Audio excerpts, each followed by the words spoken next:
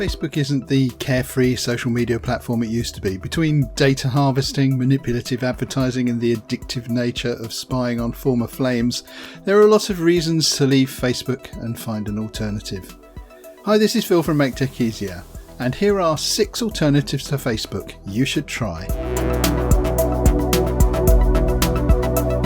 So, you've finally had enough of Facebook. Privacy issues, time drains, relationships straining, political debates and all the rest.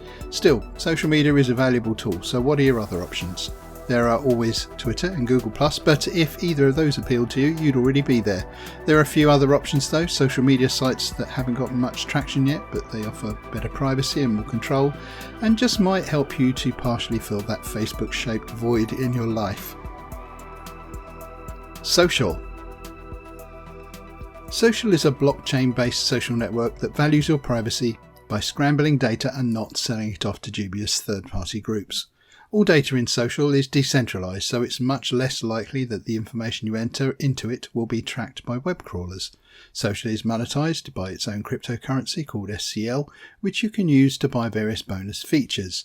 It's based on the well-known Ethereum blockchain, so you can be sure that nothing dodgy is going on. Other than that, social functions very much like Facebook, offering user-to-user messaging with extras like sending voice recordings, public wall posts, and options to organise social events and gatherings. ELLO. If you work in any kind of creative field, illustration, graphic design, film, you name it, or just want to hang out and share content in a space designed around tasteful images and art, then you should try out ELLO. It wasn't always like this, with the social network that used to call itself a Facebook killer, reeling in its ambitions to something a bit more focused and tenable. It was a great call, as it turns out, as ELLO has grown from a somewhat sparse social network into a buzzing online creative hub, image-led and filled with artists sharing their work, free of selfies, political mudslinging and family photos. Think of it as a highbrow twist on Instagram. Minds.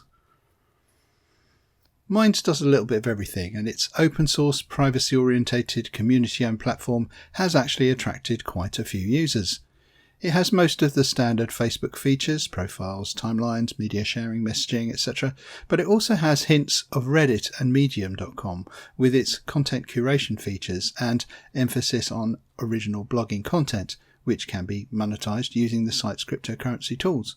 Its open source code, encrypted messages and zero censorship policy make it a great place for anyone with slightly above average tech skills, although these features also make it attractive to extremist groups, alt-right, techno-anarchists, etc., who have found themselves exiled from Facebook or Twitter.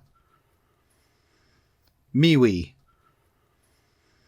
MEWE hasn't gotten quite the coverage it deserves, especially given that Tim Berners-Lee, one of the primary architects of the World Wide Web itself, sits on its board of directors. Its interface is simple and intuitive, it covers all the Facebook basics and is dedicated to maintaining user privacy. It has advertising, but it is not targeted. They compensate for lower ad revenue by selling add-on services like voice messaging and message encryption. It's quite user-friendly, and you may be able to connect your Facebook and Twitter to it, though if this feature currently exists, it's somewhat well hidden. VERO. In March 2018, VERO jumped up from 150,000 users to over 3 million in the wake of Facebook's Cambridge Analytica data breach. The mobile-only platform is well designed and has some great photo management tools which may have led to the overall alternative artistic vibe given off by the current user base. Their privacy policy is not as strong as some others, but they do give users plenty of control and eventually plan to charge a subscription fee in order to avoid advertising, though early adopters will get a free lifetime membership. The mobile-only platform and eventual need to pay for the service may turn some off, but VERO certainly shows some potential. DIASPORA. This is one of the oldest Facebook alternatives out there and also one of the most unique in terms of its setup. Rather than being owned by a single company, the open source Diaspora software can be run by anyone who wants to set up a server. Users can choose which pod they want their account information to be stored on and set up an account there. Once their data is on that server, they can interact with any other user on the network regardless of host location. Diaspora has a pleasantly intuitive interface and supports cross-posting to other social networks, including Facebook and Twitter. Unfortunately, their decentralization means that app development has been very slow, which is a downside for mobile users.